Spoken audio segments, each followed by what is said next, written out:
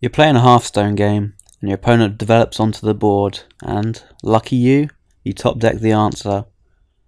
Only, you have another copy of the answer in hand already. Which one of the two should you be playing?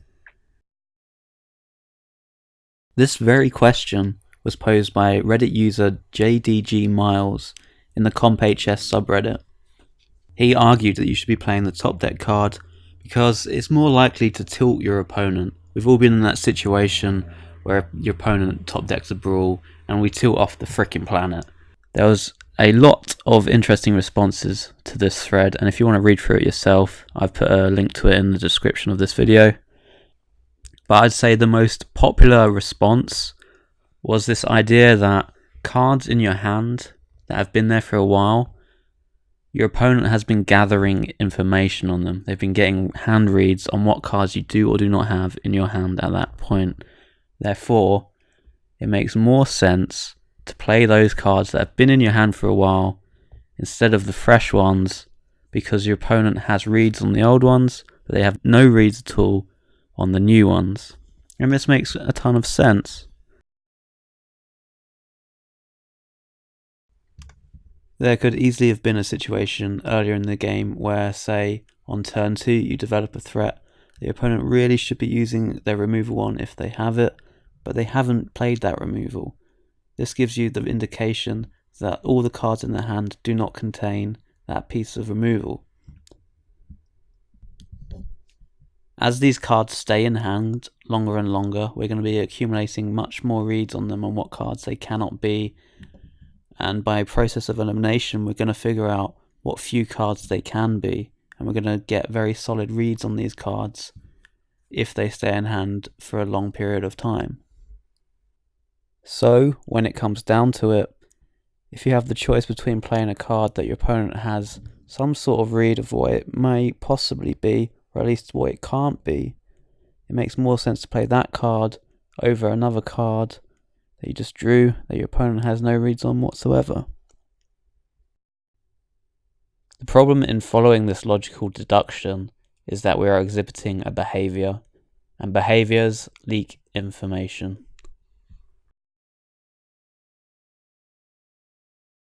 Imagine we're against an opponent who always plays their old cards first.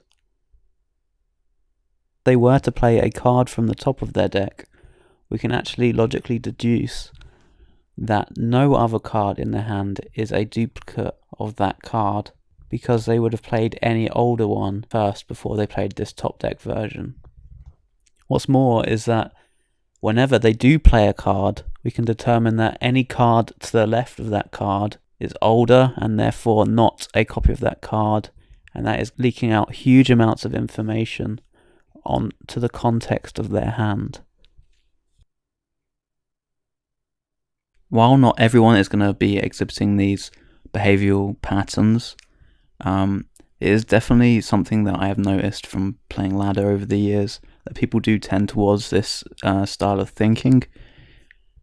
And if you go towards like the higher ends of Legend, you're going to be playing against the same players again and again and again. So it's worth noting down what kind of play styles they do exhibit. Are they the sort of person to do this, play the older card strategy, or do they mix it up a little bit? While it's not clear cut that people always do this kind of behaviour, what I do think happens at a very high frequency is when it comes down to mulligans. When you keep cards in the mulligan, you're already giving away bits of information. There are only several cards that you really want to be keeping in certain matchups. So if you have good knowledge of what cards they are, when your opponent does keep some cards, you have a good inclination of what they may be.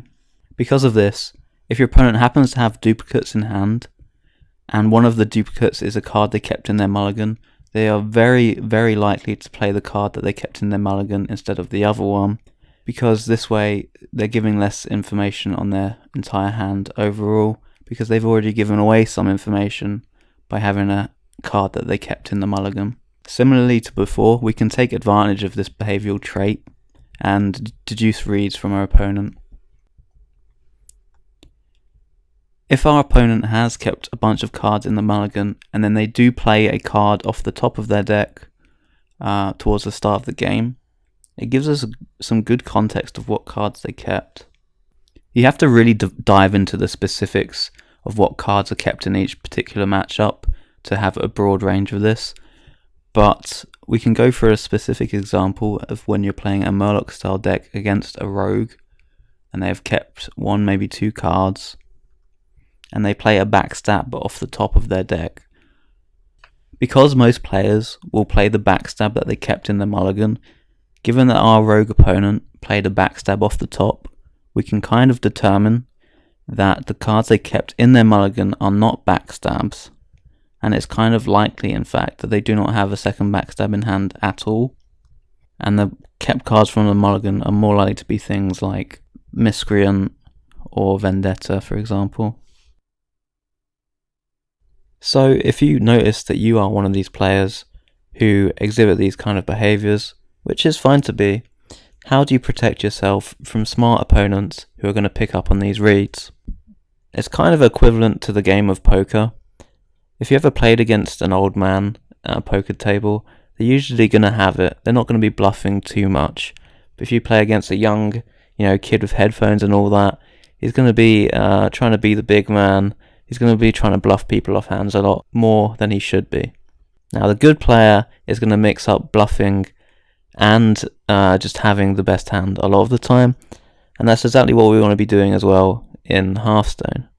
Even though we may feel like we're giving up less information by logically using older cards or logically using cards we've kept in the mulligan, it is important to mix it up every now and then to protect us from our opponent picking up on our behavioural traits and exploiting us in that sense.